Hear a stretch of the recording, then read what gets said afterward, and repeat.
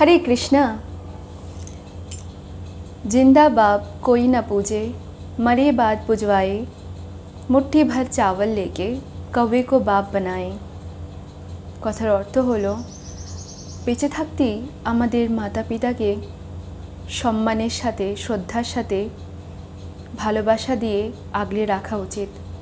কারণ তারা যখন বৃদ্ধ হয়ে যায় না, তারা শুধু সম্মান ভালোবাসাটুকুই আশা করে, আর কিছু তাদের আশা থাকে না।